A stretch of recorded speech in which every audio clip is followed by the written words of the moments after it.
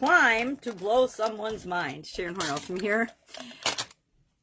Today is day 1469 of documenting the journey as I transition and share different business information, different business lessons learned from the offline and the online world over the last 1,400 plus days. I have just hopped on and documented my journey. It originally started out to be my journey of online business and online business creation.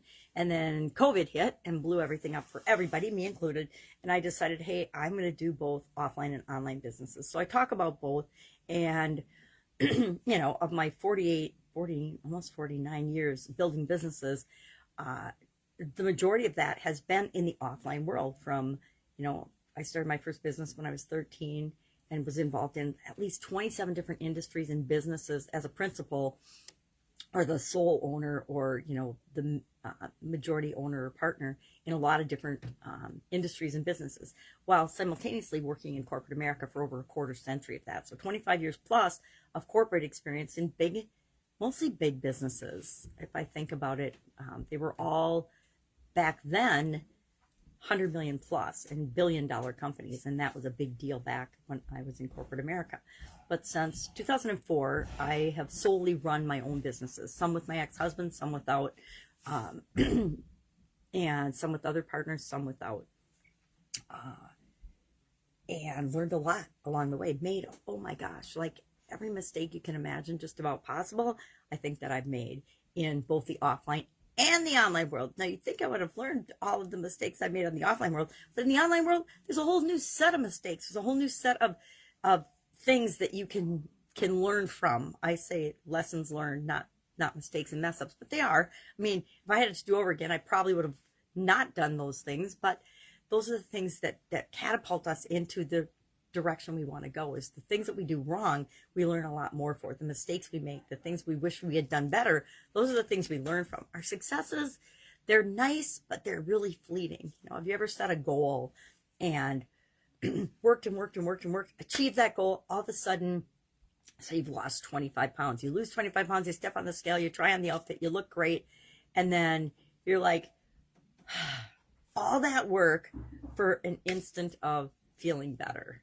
And then you're on to the next thing, the next goal, the next objective. That's how we are as human beings. We're always striving for something better, which has to do with our topic, climb, today. For this year's annual challenge is to be you, do one thing every day that improves us, you, me, everybody. Because if we improve and set a better example for the world, it sets a better example for the world, and other people improve as well. It gives them permission to be more of who they are really meant to be. So that's our annual challenge this year. And today we're talking about emotional guidance system and how we're always reaching for a better feeling. We're climbing up the emotional scale or the emotional guidance system or the whatever you call it, to always feel better, right? So if I'm feeling negative in any way, I'm always saying, okay, well, how can I flip this and make myself feel better? So we're going to talk about flip switch. I don't know if we talked about it last month or not. I'm going to have to look. But we're going to talk about how we can always take, and how I do this scale now is, I used to have to climb up one emotion at a time, one level at a time.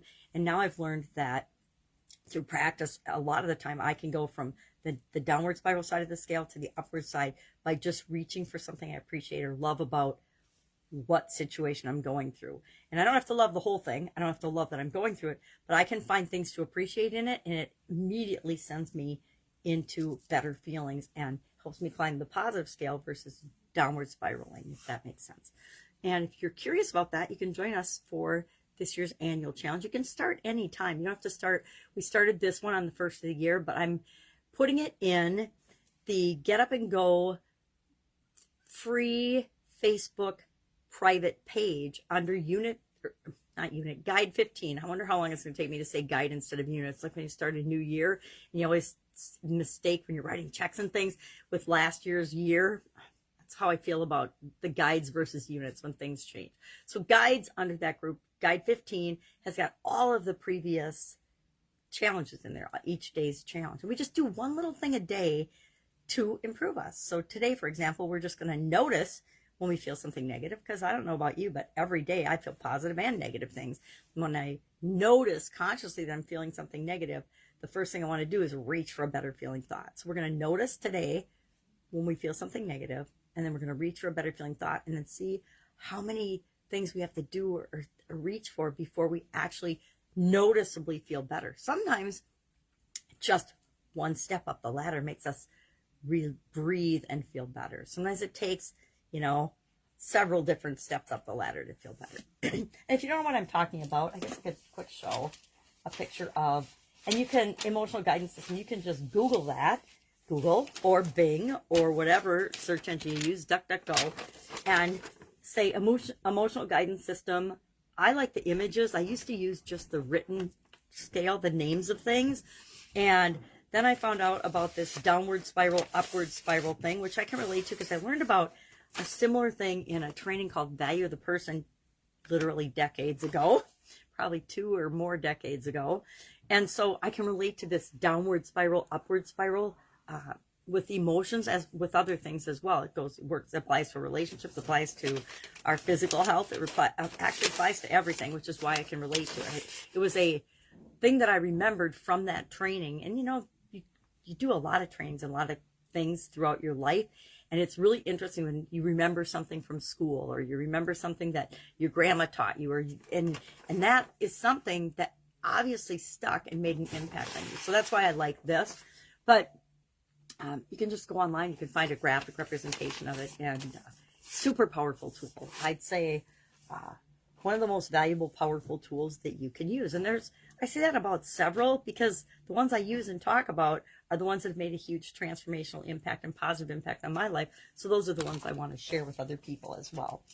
My second granddaughter's first birthday today. So we're having a party for her at my sister's house. My sister is being awesome and hosting that for us. So we're going to go to her house and have a fun duck party. I might have overdone it a little bit with the ducks. I got 100 rubber ducks that I thought would be fun. And now there's some more kids coming, so that'll be exciting. Even in these days of COVID, small groups of us can still get together and have fun and celebrate milestones in people's life. Like my granddaughters, I always love to celebrate their milestones. So if I can help you in any way, hit me up. Otherwise, I'm going to be partying with the duckies, and I will be with you tomorrow.